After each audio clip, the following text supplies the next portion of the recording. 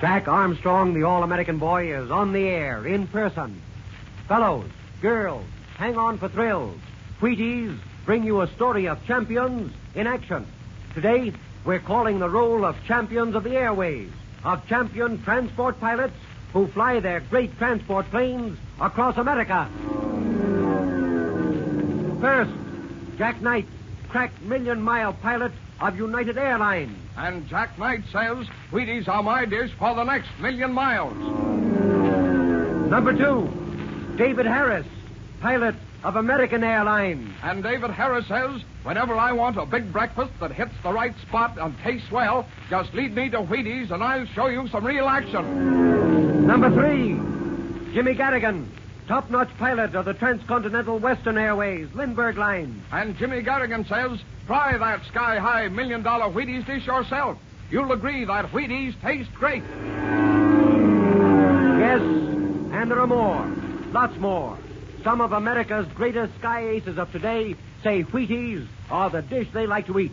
Try Wheaties yourself. Eat them that famous breakfast of champions way with plenty of milk or cream, sugar, and sliced bananas. You'll say like champions of the air say, Wheaties sure taste great. And now, Jack Armstrong, the All-American boy. Yesterday, as Captain Campbell was attempting to force his ship through the packed ice floes to reach the Pelican, our friend saw her suddenly catch fire. Now we're on the bridge, a few moments later. Listen. Oh, the flames are rising higher. They're spreading, too. The fire's sweeping over the whole ship. Gosh, we're not going to have much time to make the rescue. You can't tell yet. Captain Hans and his men are fighting it. If they can get it under control, we may still have until daylight. It's only 2 hours till dawn. Captain, how does the fire look through the glasses? Bad, Northrop. Very bad. Here, take the glasses yourself. I've got to try another way of getting through these ice floes.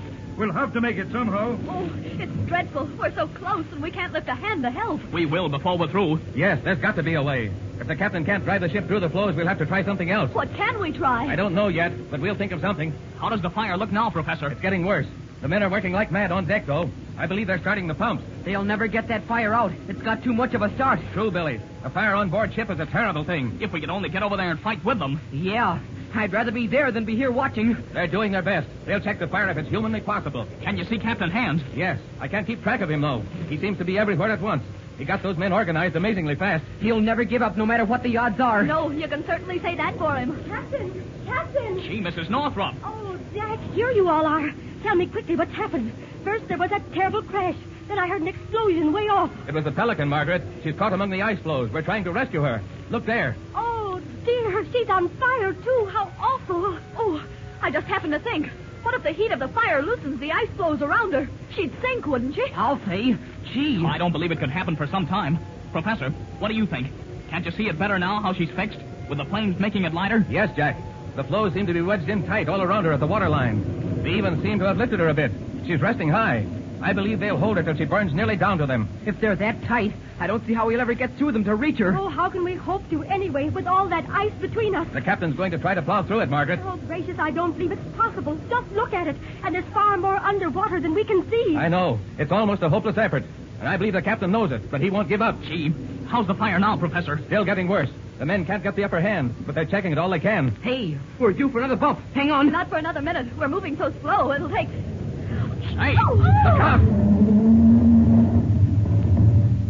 Boy, that was sooner than we expected. We struck a projecting shelf underwater. It's a worse spot than we hit the first time. Yes, it is. We're not gaining an inch. Oh, goodness, I don't believe that's very good for the ship. It's too light a jar to do her any harm. The captain took care of that. She's built to plow her way through the ice anyhow. Gosh, it simply can't be done here, though. Wait, I believe we are moving a little.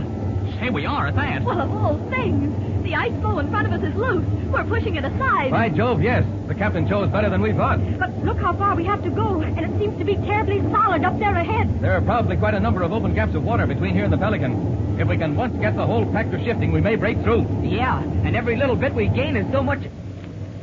Hey, what's he stopping for? We were still moving. Captain! Hey, Captain! Up! Crumble! Hey, McGregor! There's a big floe drifting in behind us. We'll be blocked if you don't watch out. I say, it's all right. I've given the signal to reverse. We're backing out again. I'll get rid of it. Jeez, shucks. It's one thing after another. There. He'll have to choose another place and try all over again, I suppose. There won't be time for a great many attempts. How much time will there be, Professor? I mean, supposing the worst. How long before the men... I'd say about a half hour, Jack. Possibly a little less. Oh, Gosh. dear me. Gee, and it's 2 hours till dawn. I'm supposing the worst, remember. The men might hold the fire in check for an hour, or even more. When it gets too much for them, they still have another move to make. How? What can they do? They can climb down over the side of the ship onto the floes that surround it. But what'll they do then? Yeah. I don't know. Couldn't they pick their way across the ice somehow and reach us? No, they wouldn't have a chance in 100. There are undoubtedly open stretches of water between here and there, and the men might strike spots that would give way under them. There's an outside chance, though. It might be done. I'd hate to see them try to force it. They'd need the skill of athletes and sure-footedness of mountain goats. A few might succeed, certainly not all of them. You look through your glasses at the fire again. They're still fighting it. There's not much change on deck, but there's no telling what's going on down inside the ship. Plenty, I'll bet. Alfred, Yes, Captain. how do they stand? The ship will never carry them till dawn. I thought so. Then we'll have to think of another plan of getting to them. I can't get through these ice floes before dawn. I'll wreck the Penguin if I keep trying in the dark. Gosh. Boy, then that's out. Oh, Captain, Yes, Mrs. Northrop. I just happened to think. What about the plane? Plane? We have no plane. No, not anymore. But they have. Now, why can't we signal them some way to get it out on the ice before it's too late? Then they can fit it together and fly over here. Couldn't work. They couldn't take off. Never in the world. There's not a level stretch of more than 10 feet on those ice floes. Oh. They'd have no place to land over here anyhow. And I don't believe they could get out their plane anymore. The whole of the ship must be a furnace by now. Exactly. We've got to work out another scheme. How about a breeches buoy? Could your men construct one, Captain? Aye, it could be done, That's the thing, then. Oh, yes. but we've no cannon to shoot the line across. Isn't there some other way of getting it there? No, Billy. No line could be thrown that far. Oh, dear, then it seems that nothing can be done. I wouldn't say that. No, we don't need a cannon. There is a way of getting the line across. What do you mean, Jack? It can be carried over the ice. Aye, that's a thought I've had in the back of my mind. But have you a man on board who can do it? You know what it means as well as I do. Aye, but my men have courage. I know, but they'll need more than that. It'll take skill. More skill than I believe any of them have. They're strong, but they're not light on their feet. And crossing that ice will take muscles that are trained for lightning action. A quick, sure-footed leap may mean all the difference between success and failure. Oh, and the ice must be terribly slippery. I'll call for volunteers. There'll be plenty to step forward. I'd go myself, but I'm too heavy for it. We'll have to pick the likeliest of the bunch. You don't need to, Captain. I'll do it. But Jack... No, not Gosh. Jack. No, lad, no. I wouldn't think of letting you... But, Captain, No, I said. We'll pick a man from the crew. McGregor, Aye, Captain. step up here on the bridge. Quick! Aye, sir. Captain, I'd have a better chance. Let me tell you why. Stop it, Jack.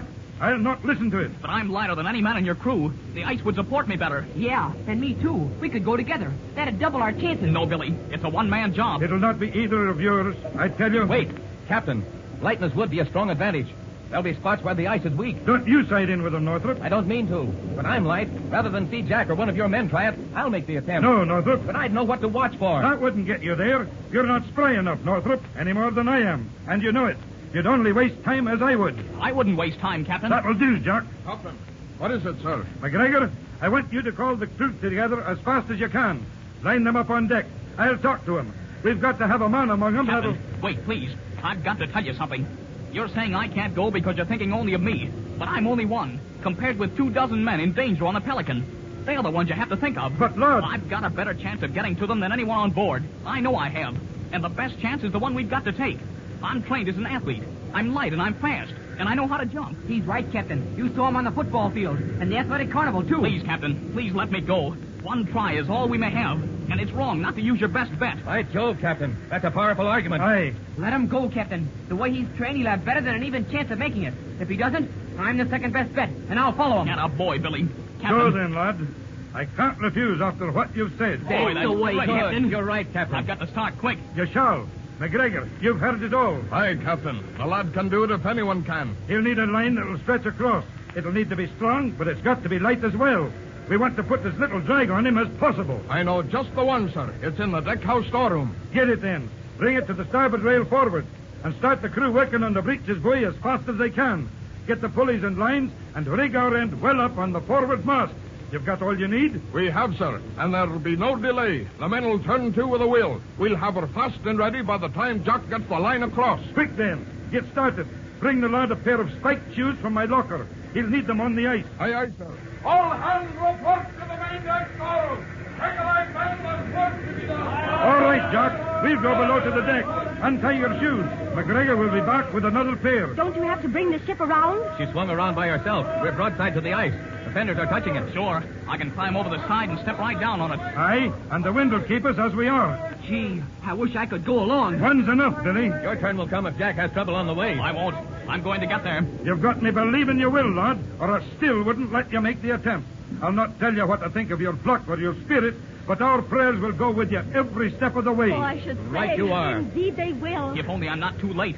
The fire seems to be brighter over on the Pelican's deck. It hasn't grown much worse in the past 5 minutes. I believe we've a half hour yet. Captain, here's the line, sir, and a stout pair of spiked shoes to keep the lad from slipping on the ice. Good. Give me the end. I'll fasten it around my waist so my arms will be free. I'll fix it, lad. Kick your shoes off and get into these brogans of mine. They'll fit well enough over your woolen socks. Billy, stand by the rail. You and I'll help him down. There, Jock. Okay. I'm ready as soon as I get these shoes fixed. Jack. I'll be back with you in a half hour, Betty. Hold his arm, Billy, till his feet are firm on the ice. I will. Jock, my lad, there's only one piece of advice I can give you. Don't feel you have to hurry. Take your time and keep cool. Make every move sure. Don't worry, Captain. I'll get them. Let go now. I'm off. Good luck to you. Go to it, Jack.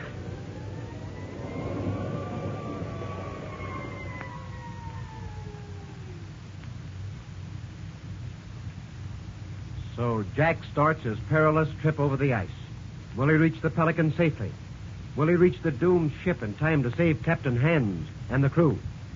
Listen tomorrow evening for more thrills, more action with Jack Armstrong, the all-American boy. Now, all you boys and girls, listen. If you don't like the taste of cooked cereal, if your mother has to fuss to get you to eat breakfast these mornings, then here's some news that's going to make you sit up and take notice. Beginning right now, and every day this winter, if you want, you can eat a big bowl of crispy, crunchy Wheaties and still be sure you're getting the very same amount of heat-producing units for body warmth you can get from a cooked cereal.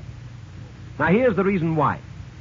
As everybody knows, heating coal before you put it in the furnace will not raise the temperature of the fire it makes. And in the same way, heating a cereal before you eat it will not raise the amount of heat-producing units that cereal will supply for body warmth. But of course, we aren't saying anything against cooked cereal. Many doctors quite properly recommend them for babies and younger children. But the point I do want to make clear is that you can now eat a big, husky, substantial breakfast of Wheaties all winter long, if you like. And both you and your mother can be sure that you're getting exactly the same amount of heat-producing units you need to help keep you warm these winter days as from a cooked cereal. Tell your mother that big news now. Begin eating the big, husky cereal that's just made for wide-awake fellows and girls who not only start something, but who see it through. Ask your mother for a package of Wheaties tomorrow morning at breakfast time. And here's another idea. Lots of grocers are featuring Wheaties and bananas right now.